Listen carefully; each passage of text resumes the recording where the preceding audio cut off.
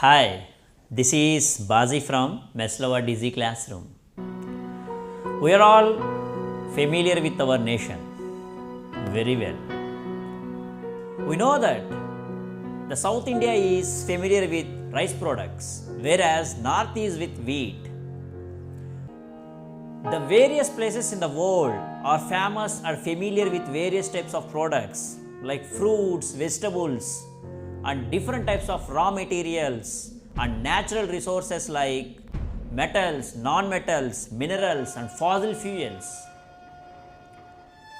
And all these things are available in one place, and the manufacturing of products are occur in various places.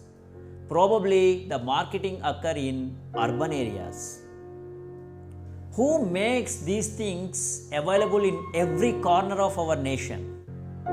And how all these things are reaching their destination? The system which facilitates and improving our life processes, that is the transportation, which makes possible everything to fulfill our needs. It depends on mode of transmission and used variety of vehicles and various types of systems involved in it. To avoid delay, the transportation makes everything possible in the modern civilization. Like in our nation, within our body, each and every cell should be facilitated with nutrients, gases, and water to survive. For this, a specialized system that is developed by organism, that is circulatory system. In olden days, people transported materials through various types of animals, like they are using bull carts, donkeys, horses, camels, and varieties of animals for transportation. For a small distance it is okay, but for a nation is it possible? Or for a far distances is it possible? If you want to send mangoes to America, how many days it takes to reach America on bull carts? Similarly, in the process of evolution, the life started as single cell. At the beginning of life, these single cells, like the prokaryotes, like cyanobacteria, and they are evolved into eukaryotes, like the blue-green algae, and different types of microbes, they are evolved. From all these single cells, they evolved into multicellular.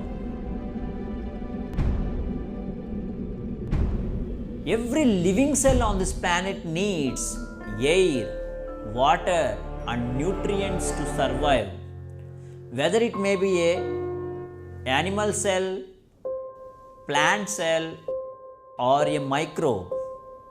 We may transport an apples from Vijayawada city to capital city Amaravati by an automotive, but we cannot use aeroplanes to transport these apples. In the same manner, for a single cell, the transportation takes place by diffusion process. It was the only process. We cannot transport apples to America on bull carts, but we need aeroplane to transport. In the same manner, for a multicellular organisms, it needs a special type of system to transport materials, that is the circulatory system. After beginning of life on this planet, transportation becomes the major problem, and nature has its own solution. It creates a microscopic oceanic current within the cells. Like in amoeba, the protoplasm shows the natural movements, and these movements we called as Brownian movements, through which materials are transported. These systems retained in multicellular organisms, including humans, through which materials are transported. The primitive multicellular protozoans like sponges, they create their own current by beating flagella which are present in their body. After protozoans, the next evolved cnidarians like hydra and jellyfish, they develop their own current and they have a blind sac-like gastrovascular structure within it, and which takes the responsibility of carrying and transporting materials to each and every cell. Next, the platyhelminthes like Fasciola hepatica, like tapeworms, all they have developed branched like digestive system, and it supplies food and different types of nutrients to each and every cell of their body, and the excretory system collects the waste from each and every cell, and both the systems are involved in the transportation of materials, and most of the body is occupied by these digestive and excretory system in these organisms. Next, the nematohelminthes like the roundworms, in which the pseudocoelom is first cavity, bodily cavity is evolved in these organisms. The pseudocoelom takes the responsibility of the distribution of materials in the body. This time, the annelids like the earthworms, leeches and polychaetes, first time these organisms developed a pulsatile vessel through which the materials are transported, and in which the first medium to transport material is the blood. These are eucoelomates having true cavity. Now the arthropods, that is like crustaceans,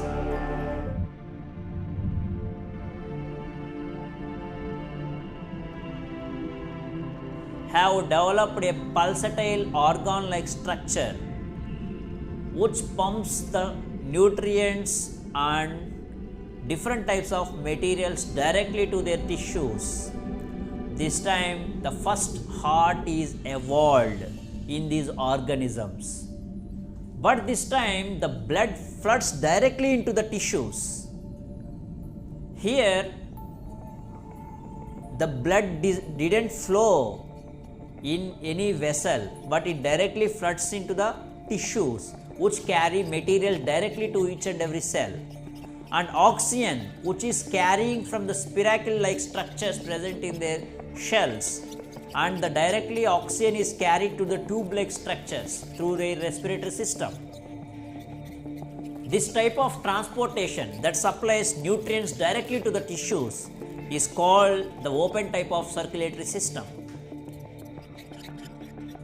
Whereas in another type of system in which the transportation of blood or materials occurs or flows in the specially closed system, that is blood vessels, which carries the materials to each and every cell, and exchange of waste is occur within these blood vessels, that is closed type of circulatory system, and which is present in higher group like annelids, echinoderms, mollusks, cephalopods, and also present in higher group of chordates, including human beings. The ultimate heart is evolved in the evolutionary process.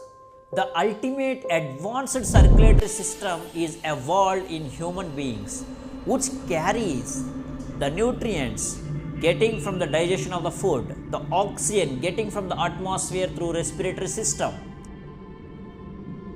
waste generated in the metabolic process disposed by the excretory system, and heat which is liberated in the process of metabolic activities, and the immune cells to fight and act as a defense system, hormones which coordinates the bodily functions and also balancing homeostasis of the body, Then this circulatory system, which carries the nutrients, oxygen, waste, heat, hormones and immune cells over and over throughout the body by a vehicle called the blood through the pumping system that is the heart.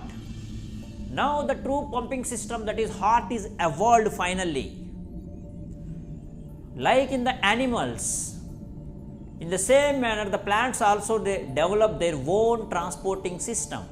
This time they have the special type of bundle of vessels to carry and transport the materials like nutrients, gases, water and minerals to entire body.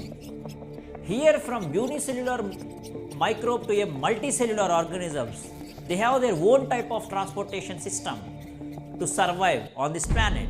We know all these things due to advances in science and dedicated work on research by various types of genius and scientists.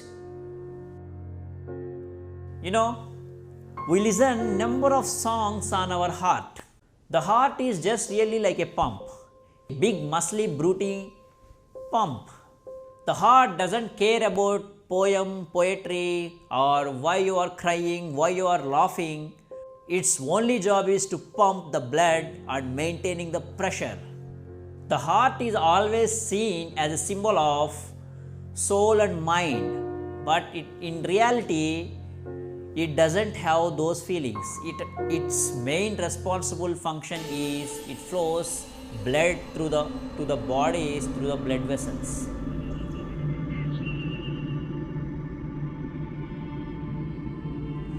Even in the ancient times, people believe, let's go back to the time 1800 years ago. In ancient Greece, people believe that the body is made up of 4 fluids which are called as humors, like blood, phlegm, yellow and black biles. Like in Ayurveda, dosha, Vata, Pitta and Kapha. These are 4 bodily types of characters.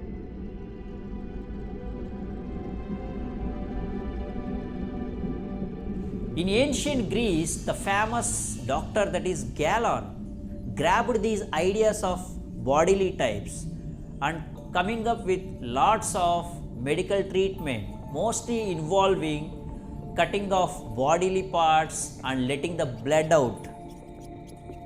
They used to bloodletting. They rid the body of the excess fluids. In the 17th century, the bloodletting becomes a fashionable therapy, good against anything and everything. The doctors are used to diagrams of body where to apply the knife to cut and the letting of the blood. But everything that had been thought about blood in the heart was questioned by William Harvey. But medical world still all about Galen, and he questions again and again about this stupid concept of Galen. This type of ideas are inspired in those days, and that leads to various types of research by various types of genius and scientists on the blood vessels and the pumping system that is heart and its vessels. Till now, we understand the importance of transportation and also how the transport system evolved in each and every cell from single cell to multicellular organism, and how the idea is present in those days and how people are feeling about our blood and the body. In next time, we will meet and discuss about various types of ideas which leads to the development and findings and invention of new ideas in the pumping system, that is circulatory system, by various types of genius and their experiments. Until then, bye bye. See you soon. Thank you.